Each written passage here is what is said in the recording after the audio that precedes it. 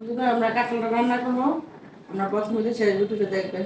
Hello বন্ধুরা, আজকে আমরা নিয়ে এসেছি কাঁচা কাঁঠালের তরকারি রান্না করব। তার জন্য আমরা নিয়ে নিয়েছি মোটামুটি একটু পরিপক্ক একটা কাঁঠাল নিয়েছি, যেটার মধ্যে একটু হালকা বিচি আছে, তাহলে সেটা খেতে ভালো লাগে। আমরা কাঁঠালটা কীভাবে কাটতে হয় সেটার একটা ভিডিও দিয়েছি, তোমরা সেটাও দেখে নেবে। এখন কাঁঠালটা কেটে আমরা একটু হলুদ দিয়ে ভালোভাবে আমরা সিদ্ধ করে নিয়েছি, যাতে কষ ভাবটা না থাকে। আর আমরা তেলের মধ্যে একটু নুন দিয়ে আমরা ভেজে নিয়েছি।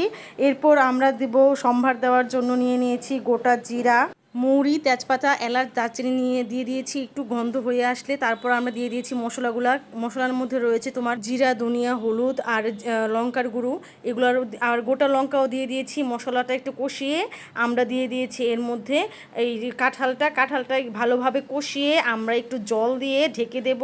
10 থেকে 15 মিনিটের মতো সিদ্ধ হয়ে আসলে আমরা নামিয়ে ফেলবো। ব্যাস, আমাদের হয়ে গেল এই কাঁঠালের তরকারি।